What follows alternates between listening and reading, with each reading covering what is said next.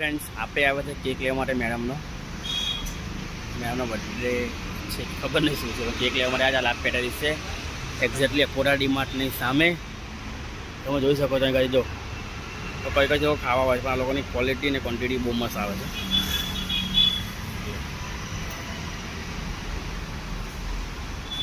હું બતાવું છું કેક અંદર જઈને.